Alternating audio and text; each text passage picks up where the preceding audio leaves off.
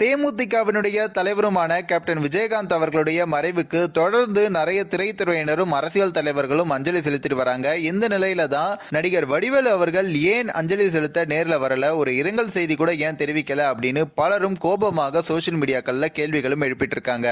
இவங்களுக்குள்ள என்ன நடந்தது அப்படின்றத நாம இந்த வீடியோல டீட்டெயிலா பார்க்கலாம். அதாவது நடிகர் வடிவேலு அவர்கள் சினிமாவில் வளர்ந்ததுக்கு ஒரு முக்கிய காரணமாகவும் கேப்டன் விஜயகாந்த் அவர்கள் இருந்திருக்காரு. காரணம், வடிவேலு அவர்களுடைய ஆரம்ப காலத்துல நிறைய நடிச்ச படங்கள் எல்லா வாய்ப்புகளுமே கிட்டத்தட்ட இவர் தான் வாங்கி கொடுத்ததாகவும் சொல்லப்படுது. அது மட்டும் இல்லாம நடிகர் விஜயகாந்த் அவர்கள் அவருடைய சின்ன கவுண்டர் படத்துல வடிவேல் அவர்களுக்கு 250 ரூபாய் சம்பளம் கொடுத்து அந்த படத்துல நடிக்க வச்சதாகவும் சொல்லப்படுது. தொடர்ந்து முன்னணி காமெடி நடிகரா வலம் வந்த நடிகர் வடிவேல் அவர்கள் விஜயகாந்த் அவர்கள் இருக்கக்கூடிய ஒரே தெருவில் வேறொரு வீடை வாங்கியிருக்காரு. அந்த நேரத்தில் பாத்தீங்கன்னா கார் நிறுத்தக்கூடிய ஒரு பிரச்சனையில இவங்க இருவருக்கும் இடையே ஒரு சண்டை ஏற்பட்டிருக்கு. இந்த சண்டையில விஜயகாந்த் அவர்கள் குறித்து வடிவேல் அவர்கள் ரொம்பவே மோசமா பேசினதாகவும் சொல்லப்படுது. அதை தொடர்ந்து தான் 2011ஆம் ஆண்டு தமிழ்நாடு சட்டமன்ற தேர்தலில் அதிமுகவினுடைய கூட்டணியில தேமுதிக களமிறங்குச்சு.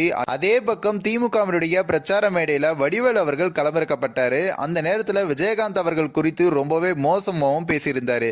இந்த ஒரு வீடியோ காட்சிகள் இன்னைய வரைக்கும் சமூக வலைதளங்கள்ல வைரலாகவும் ஷேர் செய்யப்படுது. அதை தொடர்ந்து தான் என்னதான் வடிவேலு அவர்கள் விஜயகாந்த் அவர்கள் குறித்து பல விஷயங்கள் பேசியிருந்தாலும் விஜயகாந்த் அவர்கள் இன்னைய வரைக்கும் தன்னுடைய கடைசி மூச்சு இருக்கிற வரைக்கும் வடிவேலு அவர்கள் குறித்து எந்த ஒரு தவறான விஷயமும் பேசல அப்படின்னும், அது மட்டும் இல்லாம வடிவேலு அவர்கள் 10 வருடமா சினிமா வாய்ப்பு இல்லாத இருந்த நேரத்தில் விஜயகாந்த் அவர்கள் நிறைய தயாரிப்பாளர்களுக்கு போன் செய்து வடிவேலு அவர்கள் நல்ல திறமைசாலி, அவருக்கு பட வாய்ப்புகள் கொடுங்க அப்படின்னு சொன்னதாகவும் சொல்லப்படுது.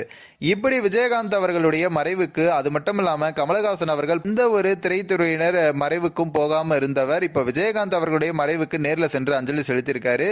இதுவும் பெரிதளவுல பேசப்படக்கூடிய நிலையில தான் வடிவேலு அவர்கள் ஏன் இப்போ அவர் கூட நடிச்ச போண்டாமணி அவர்களுடைய மறைவா இருக்கட்டும், இப்ப விஜயகாந்த் அவர்களுடைய மறைவா இருக்கட்டும், எதற்காகவே ஏன் போனதில்லை அப்படின்னு பலரும் கேள்விகளும் எழுப்பிட்டு இருக்காங்க. இந்த ஒரு வீடியோ குறித்து உங்களோட கருத்துக்களை நீங்க மறக்காம கமெண்ட்ஸ்ல சொல்லுங்க. நம்ம த பீப்பிள் டெஸ்க் சேனலையும் சப்ஸ்கிரைப் பண்றேங்க.